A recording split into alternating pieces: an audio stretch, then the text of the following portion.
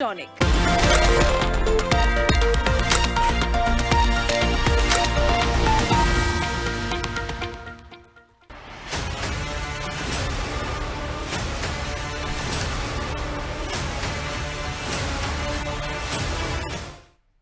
नमस्कार, मैं हूं आपके साथ अभिषेक भट्टाचार्य। आप देख रहे हैं छत्तीसगढ़ बात हमारे साथ और आज बात करेंगे सड़क की। छत्तीसगढ़ में पीडब्ल्यूडी की धीमी गति पर हो रहे काम पर बहस हो रही है। मुंगेली में पीडब्ल्यूडी से 1 साल के भीतर 1 किलोमीटर सड़क भी नहीं बन पाई, ये सवाल कांग्रेस उठा रही है। अब इसका खुलासा छत्तीसगढ़ कांग्रेस प्रवक्ता धनंजय ठाकुर की एक आरटीआई से हुआ है।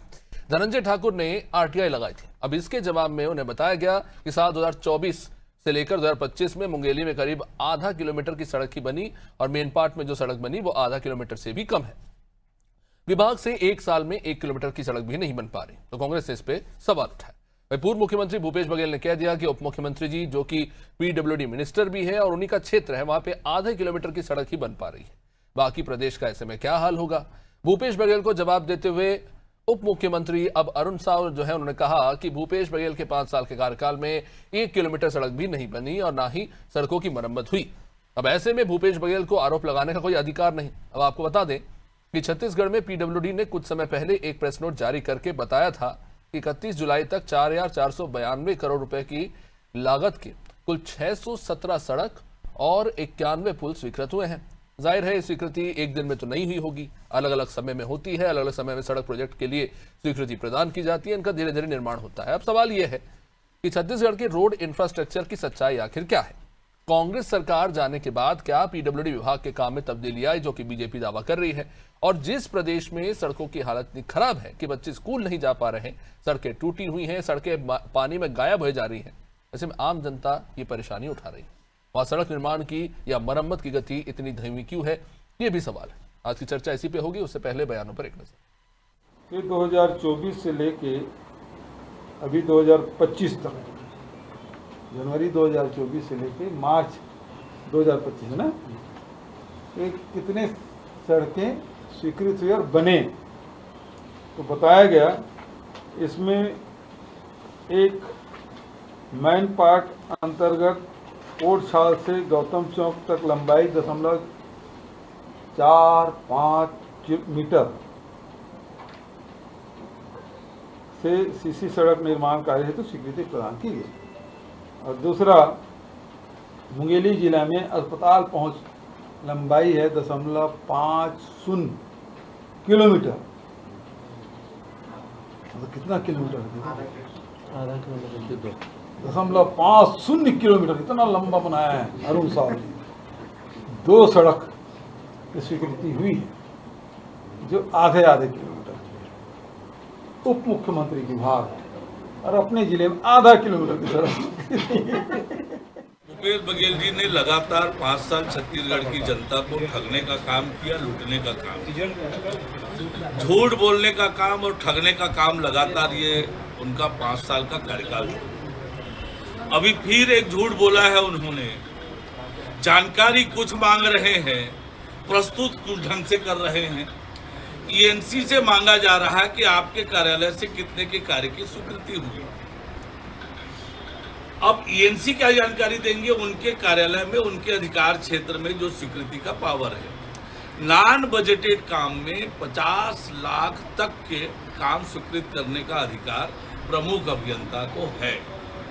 और ये कह रहे हैं कि अरुण साव ने अपने मंत्री बनने के बाद 1.5 साल में इतने का काम स्वीकृत किया। थोड़ा जानकारी ठीक से ले लेते हैं। आपको ये भी नहीं मालूम है कि बजटेड काम की स्वीकृति वित्त विभाग तक जाती है।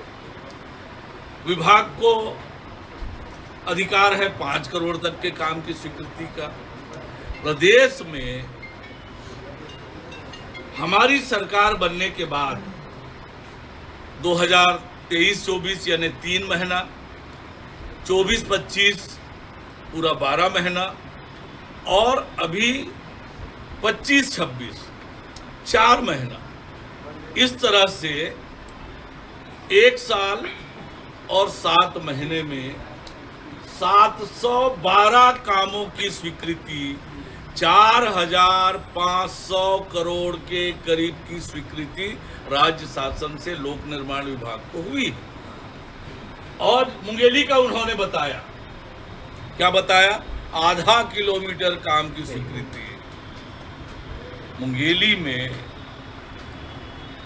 82 कामों की स्वीकृति हुई है 363 करोड़ रुपए की। ये आपकी सरकार नहीं है भूपेश बघेल जी, ये विष्णु का सुशासन है, भारतीय जनता पार्टी की सरकार। चलिए, अच्छी बात है कि दोनों नेता मुस्कुराते हुए जवाब दे रहे हैं। हालांकि दोनों नेताओं के दावों में कितना दम है ये जानने की कोशिश करेंगे। आलोक सोनी जी हमारे साथ बीजेपी से, शिल्पा देवांगन कांग्रेस से और वरिष्ठ पत्रकार रमेश पांडे जी हमारे साथ जुड़ चुके हैं। आप सभी का बहुत बहुत स्वागत। आलोक जी, क्या हो रहा है छत्तीसगढ़ पीडब्ल्यूडी डिपार्टमेंट में? देखिए, भूपेश बघेल जी मजे ले रहे हैं, क्या है सच्चाई? अब देखिए, मजे लेने वालों के लिए तो कोई रोक है नहीं। अभिषेक जी, आपके सभी दर्शकों को, साथी प्रवक्ता और वरिष्ठ पत्रकार जी को मेरा नमस्कार। देखिए, अब मतलब समझिए, आप इस तरह की जो बातें हैं और जो इस तरह के आरोप प्रत्यारोप है, ये कहीं ना कहीं दर्शाता है कि पूरी तैयारी के साथ में भूपेश बघेल जी ने प्रेस कॉन्फ्रेंस नहीं किया था और बिना तैयारी के वो इस वक्त जो है वो मीडिया से रूबरू हुए आधी अधूरी जानकारी के साथ में, और उसी जानकारी के साथ में वो प्रस्तुत होकर के अपनी बातें रख दी। ये विधानसभा में 3,500 प्रश्न रखने के बावजूद भी लगता है थोड़ी कसर रह गई थी। और ये भी समझ से परे है कि आप चूंकि पूर्व मुख्यमंत्री रहे, तो सबसे पहले फिर आप, जनता आपको सुनती है, देखती है, समझती है। आप यदि बोलते हैं तो उसकी कोई वैल्यू होती है। पर चूंकि उन्होंने अपने शासन के समय पे इतने घोटाले किए, इस तरह के काम किए ही नहीं, कोई इंफ्रास्ट्रक्चर से रिलेटेड, कांग्रेस शासन से भी पूछ लूंगा, ठीक है, चलो उस बात पे बाद में आएंगे। तो उन्होंने अपनी जो विश्वसनीयता है ना, वो विश्वसनीयता जो है पूरी तरह से वो खो दी है। और आज फिर से इस तरह का प्रेस कॉन्फ्रेंस आधी अधूरी जानकारी के साथ में अगर वो कर रहे हैं, तो जो रही सही कांग्रेस के जो उनके खुद के कार्यकर्ता जो उन पे भरोसा करते हैं, भूपेश है तो भरोसा है, शायद वो भी अब खत्म हो चुका होगा लगता है। एक जिले विशेष का जो काम की उन्होंने जो जानकारी आज प्रस्तुत करी, मैं समझता हूँ कि भारतीय जनता पार्टी ने अपने 15 वर्षों के शासनकाल में और इस वक्त जो हमारा 1.5 साल का लगभग शासन हो चुका है, सबसे ज्यादा छत्तीसगढ़ में इंफ्रास्ट्रक्चर अधोसंरचना निर्माण का काम जो है, आज किसी भी अस्पताल को देखे, आप किसी भी स्कूल को देखे, किसी भी पुल को देखे, ब्रिज को देखे, सड़कों को देखे, तो लगातार सबसे ज्यादा जो इंफ्रास्ट्रक्चर के बनाने को लेकर के, अधोसंरचना निर्माण को लेकर के भारतीय जनता पार्टी ने किया है। छत्तीसगढ़ के लोगों के लिए ये एक वरदान रहा है कि आज 15 सालों में भारतीय जनता पार्टी की सरकार की होने से ये इतनी सारी सौगातें मिली। बल्कि इन्होंने तो जो कुछ काम जो जनता के भलाई के लिए हो सकते थे, उसे भी रोक दिया था पिछले शासन के समय में। जवाब लेंगे, पहले शिल्पा जी से मैं ये धनंजय सिंह जी की आरटीआई को लेकर जवाब लूंगा। शिल्पा जी, धनंजय ठाकुर जी ने जो आरटीआई लगाई थी उसको लेकर ये कहा जा रहा है कि आपने सवाल पूछा है ईएनसी इंजीनियरिंग चीफ का, और आप, अगर आपको जवाब देना है तो आपने ये कह दिया कि पूरा पीडब्ल्यूडी डिपार्टमेंट में ही 1 किलोमीटर की सड़क नहीं बन पाई। ये किस तरह की बातें हो रही? क्या आपके पार्टी के नेताओं को जानकारी नहीं है, सीनियर लीडर्स को, या फिर जानबूझ के इस पर राजनीति की जा रही है? पीडब्ल्यूडी विभाग से जो जानकारी प्राप्त हुई है, बात उसी के आधार पर की जा रही है। जानकारी प्राप्त होने के बाद बात की जा रही है, न कि ऐसे ही अंदाजा लगाया जा रहा है। हमें तो अंदाजा भी नहीं था, अंदाजा तो हम इससे अच्छा लगाते, परंतु भारतीय जनता पार्टी जो कि विज्ञापन की सरकार बन चुकी है, भारतीय जनता पार्टी जो कि धोखेधड़ी की सरकार बन चुकी है, वो आज बारिश से पहले सड़कों को ठीक करने और सड़कों के निर्माण का दावा करे, बड़े बड़े पोस्टरों में, होर्डिंग में, सभी जगह वो चीख चीख कर दावा कर रहे थे कि विष्णु का सुशासन है, मोदी की गारंटी है। और आज उस दावे की हवा निकल गई। कैसे हवा निकल गई? एक कागज आती जो नहीं, लेकिन जो आंकड़े हैं, क्या उसके साथ हेरफेर करने की कोशिश हो रही है? अरुण साहब जी ने यही सीधे तौर पर आरोप लगाया है कि देखिए, जो नॉन गजेटेड प्रोजेक्ट है 50 लाख तक के, उसमें चीफ इंजीनियर के पास अधिकार होता है, वो अनुमति देते हैं, वो स्वीकृति देते हैं। क्या आपने स्पेसिफिकली ईएनसी डिपार्टमेंट से जुड़े हुए जो प्रोजेक्ट्स उनके बारे में पूछा था, या पूरे पीडब्ल्यूडी डिपार्टमेंट के बारे में पूछा था? क्योंकि प्रेस कॉन्फ्रेंस पीडब्ल्यूडी डिपार्टमेंट पहले ही करके बता चुका है कि 612 प्रोजेक्ट्स जो हैं वो अप्रूव हो चुके हैं 4,500 के लगभग के। देखिए, पीडब्ल्यूडी विभाग की तरफ से आरटीआई कागज में वो जानकारी आरटीआई के आधार पर तथ्यों का खुलासा हुआ है। ये हम बात बता रहे हैं, इसको भारतीय जनता पार्टी के नेता बार बार घुमाने की कोशिश क्यों कर रहे हैं? हमने तो सीधा सीधा बताया ही है, और उसके प्रस्तुत किए आंकड़े आपने अभी बता दिए। मैं यदि हाँ, तो ये आंकड़े सिर्फ मुंगेली और मेन पार्ट के हैं, आप ये मानते हैं ना? ये पूरे छत्तीसगढ़ की हकीकत नहीं है। बाकी जगह आप बताइए, मेरे भाई बता दें यदि ये आंकड़े गलत हैं तो आप कितनी शिल्पा जी, सड़कें बनाए हैं, जब पूर्व मुख्यमंत्री सड़कें बनाए हैं मेरे भाई का नहीं, क्योंकि कंफ्यूजन ये क्रिएट हो रहा है कि जो आंकड़े आप बता रहे हैं ये छत्तीसगढ़ की हकीकत है, लेकिन आप जो आंकड़े दे रहे हैं वो एक जिले के एक छोटे से क्षेत्र की बात हो रही है। देखिए, आप correct me if I am wrong. Chhattisgarh में पूछिए, बस्तर में पूछिए, इन्होंने कितनी स्वीकृति धरातल पर करी है और कितने सड़कें बनाई हैं। आप कागज के साथ बात करिए, हम तो कागज के साथ बात कर रहे हैं, आप कागज के साथ बात करिए। मेरे भाई जवाब नहीं दे पाएंगे। प्रश्न यही उठता है ना कि इन्होंने भूपेश बघेल जी ने मैं इसलिए पूछ रहा हूं मैम, अगर पूरे राज्य का पूछा होता तो 2 पन्नों में वो जवाब नहीं आ सकता पीडब्ल्यूडी डिपार्टमेंट का, लेकिन आप किसी पर्टिकुलर क्षेत्र का पूछ रहे हैं तो आ सकता है। ठीक है, और ये आप ही के नेता ने बताया, हमारी तरफ से दिया गया इन्फॉर्मेशन नहीं है।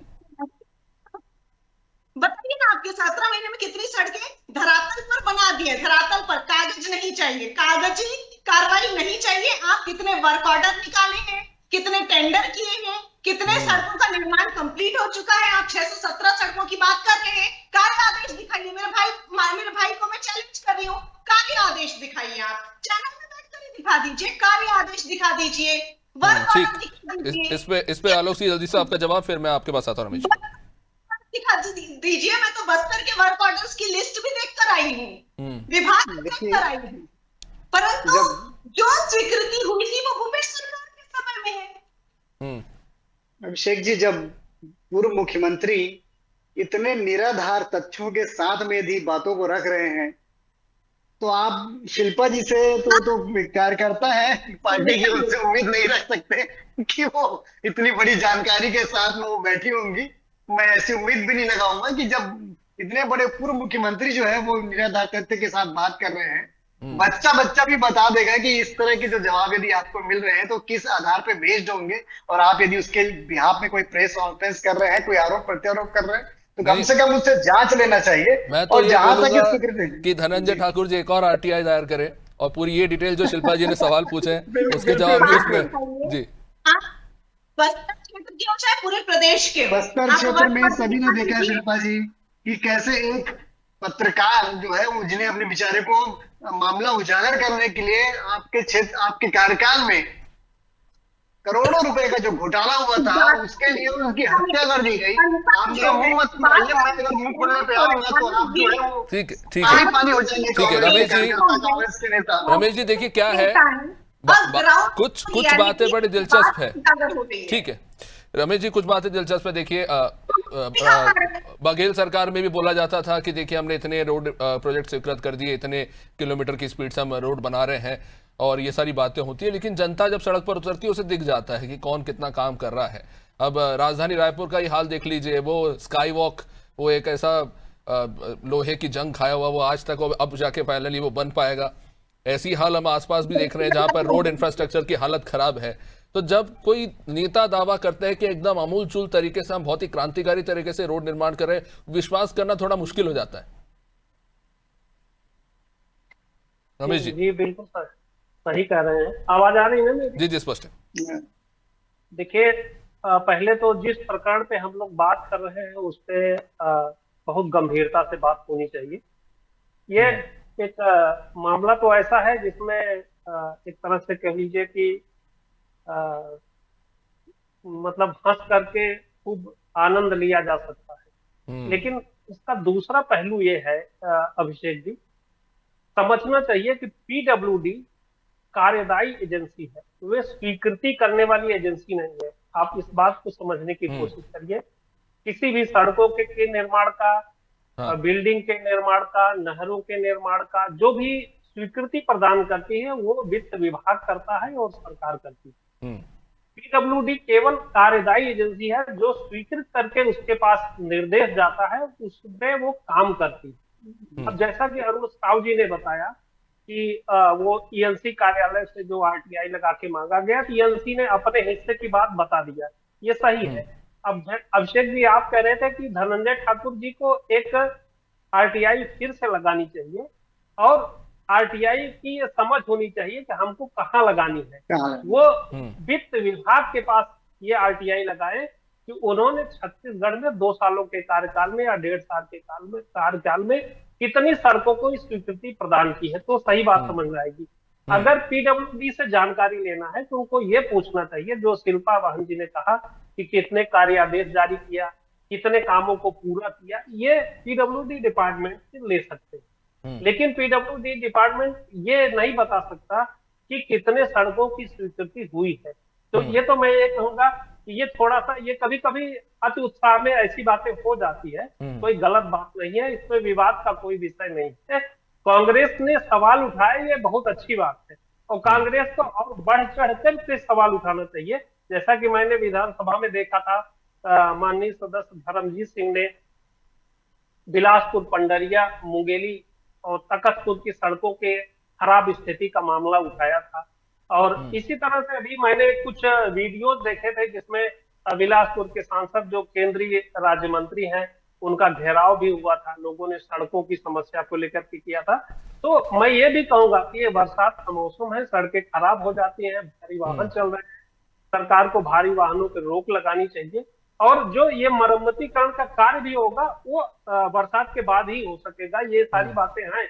लेकिन कांग्रेस अपने पहलू पर सही है, उसको और मुखर करके ये बातें रखनी चाहिए, सही बिंदु पे रखनी चाहिए और सत्ता पक्ष पे दबाव बनाना चाहिए, ताकि जनहित के कामों को जल्दी से पूरा किया जा सके और अच्छे तरीके से किया जा सके। जी रमेश जी, हम बात कर रहे हैं सड़कों की, गड्ढों की और इनके पुनर्निर्माण की, लेकिन कई दुर्गम क्षेत्र ऐसे हैं जहाँ पे सड़कें हैं ही नहीं।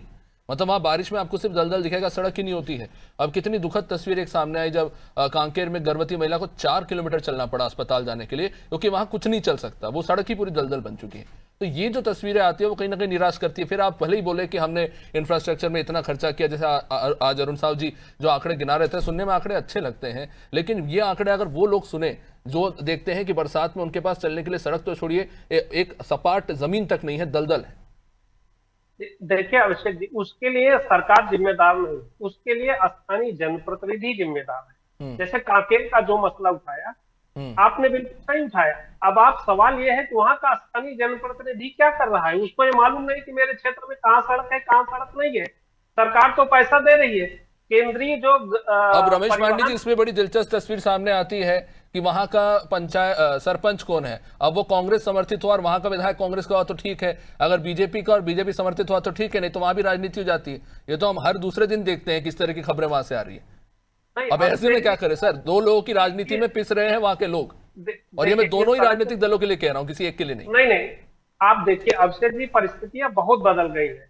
मैं छोटी सी बात बताऊं, सरपंच के पास इतना बजट जाता है खुद, उसको किसी से पैसा लेने की जरूरत नहीं हो, चाहे कांग्रेस का हो चाहे भाजपा का हो, वो काम करा सकता है। पर ये जो स्थानीय जनप्रतिनिधि हैं उनकी ये कहिए अकर्मण्यता कह लीजिए। मैं एक छोटी सी बात बताऊं, आप केंद्रीय परिवहन मंत्री नितिन गडकरी जी एक ऐसे व्यक्ति हैं जो मैंने देखा कि विपक्ष के लोग भी जाते हैं तो निराश होकर के नहीं आते और प्रोजेक्ट को स्वीकृति प्रदान की जाती है। अगर मैं तो कहूंगा कि उसके लिए लोकल लेवल पर जो भी जनप्रतिनिधि हैं, राजनीति में आए हैं, उनको अपने क्षेत्र के एक एक चप्पे की जानकारी होना चाहिए और उनको प्राथमिकता ये तय करनी होगी कि हमको किस क्षेत्र में पहले या जल्द से जल्द या कुछ समय में वहां इंफ्रास्ट्रक्चर डेवलप करने चाहिए।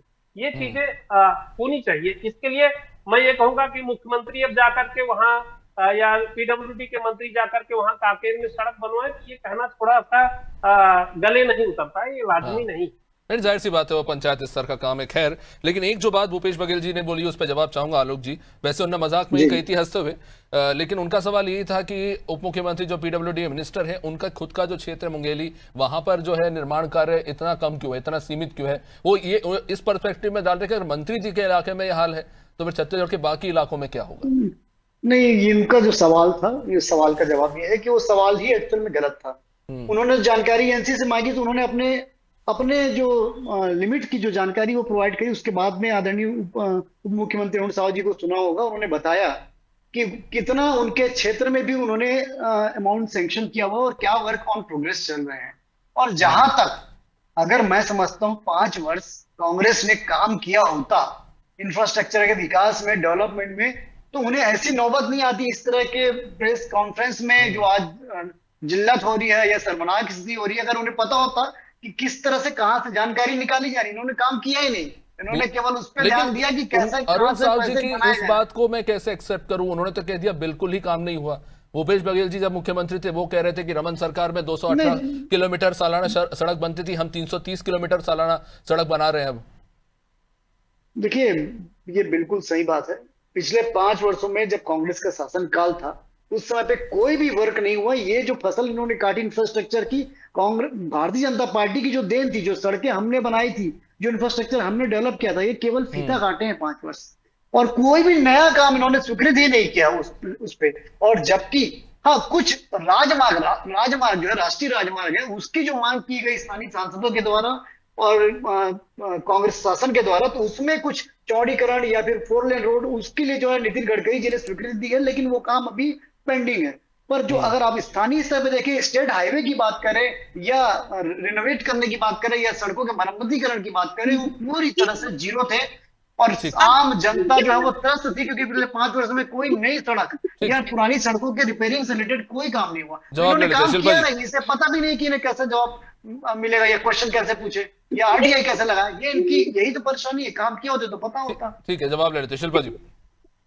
के लहजे से समझ में आ रहा है कि ये जनता गुमराह करने की कोशिश कर रहे हैं। मैं तो बोल रही हूँ ना, आप आरटीआई में जो रिपोर्ट आई है, आप बोल रहे हैं कि 617 सड़क बना रहे हैं। आप एक सड़क की कागज में आप अभी दिखा दीजिए स्वीकृति और जमीन पर किस तरीके से काम हुआ। आप एक दिखा दीजिए, 617 का छोड़िए, आप एक दिखा दीजिए बस्तर में कहाँ काम हुआ है, सरगुजा में कहाँ काम हुआ है, रायपुर में कहाँ काम हुआ है, प्रदेश के किसी भी कोने में किस तरीके से 617 सड़क आप बनाएंगे, उसका कार्य आदेश दिखा दीजिए। मैं तो शुरू से, डिबेट की शुरुआत से मैं आपसे मांग रही हूँ, कार्य आदेश दिखा दीजिए, कार्य आदेश दिखा दीजिए। 4000 करोड़ का सालाना जो बजट है वो कहाँ जा रहा है, जनता सवाल पूछ रही है। और सरकार सवालों के जवाब देने के बजाय जनता को गुमराह करने की कोशिश कर रही है, आरोप प्रत्यारोप की राजनीति कर रही है। मैं साधुवाद। ठीक है, मैं इस पे रमेश पांडे से न्यूट्रल पॉइंट ऑफ व्यू से एक जवाब चाहूंगा जल्दी से, समय बहुत सीमित है। ठीक है, आपने एक सवाल उठाया, मैं उसमें देखिए रमेश जी, अभी 25-26 का वित्तीय वर्ष है उसका तो पता नहीं, लेकिन 23-24 के वित्तीय वर्ष में ठीक है बजट एलोकेट हुआ, एलोकेशन के बाद कितनी सड़कें बनी, ये रिपोर्ट तो रिवील की ही जा सकती है, क्योंकि शब्द इस्तेमाल किया जा रहा है स्वीकृत हुई है। कितनी सड़कें बनी है, ये जो सवाल है ये अभी भी हवा में है। कार्य आदेश देखिए अभिषेक जी, इस पूरे प्रकरण में मैं ये कहूंगा कि मैं तो ये कहूंगा सरकार को चाहिए कि वो पीडब्ल्यूडी डिपार्टमेंट को आदेश करें, इस तरह को क्लियरिफाई करें कि हमने कितनी सड़कें बना दी हैं, कितनी सड़कें प्रक्रिया में है, कितनी सड़कों पे काम किया जाना है। जैसा शिल्पा जी कह रहे हैं कि कितने का कार्यादेश हुआ, टेंडर हुआ, इस तरह की आदि आदि व्यवस्था, तो तभी ये क्लियर हो पाएगा। निश्चित रूप से जो सवाल पूछा गया है कि स्वीकृति होना और काम पूरा होना दोनों अलग अलग बातें हैं। स्वीकृति होना ये पूरा नहीं दर्शाता कि काम पूरे होने की भी जानकारी उसमें शामिल की गई होगी। जी, अब यहाँ तो बीजेपी इस पर प्रेस कॉन्फ्रेंस करके रिलीज कर दे, नहीं तो शिल्पा जी यही कहूंगा धनंजय ठाकुर जी एक और आरटीआई दायर कर दे, हमारे लिए भी थोड़ा काम आसान हो जाएगा। बहुत बहुत शुक्रिया आप सभी का चर्चा में जुड़ने के लिए। तो सड़कों को लेकर बात हो रही है। देखिए, इंफ्रास्ट्रक्चर डेवलपमेंट किसी राज्य के लिए एक बहुत महत्वपूर्ण मुद्दा है, उसको लेकर समय समय पर राजनीति होती है, लेकिन जाहिर तौर पर इस बात पर गौर करना भी जरूरी है कि सबसे ज्यादा प्रभाव पड़ता है गरीब आम लोगों पर, दुर्गम क्षेत्र से आने वाले लोगों पर, जिनकी पूरी कह सकते हैं कि आजीविका जो निर्भर करती है, उनकी कमाई रोजगार का जो भी जरिया होता है, वहां तक पहुंचने के लिए अगर रोड इंफ्रास्ट्रक्चर अच्छा नहीं होगा तो ये आम लोगों के लिए एक बहुत बड़ी चुनौती है। और कहीं ना कहीं छत्तीसगढ़ के दुर्गम इलाकों में आज भी एक बहुत बड़ी समस्या बनी हुई है, जिस पर गंभीरता से काम करने की जरूरत है। देखते रहिए नादिर टीवी। नमस्कार।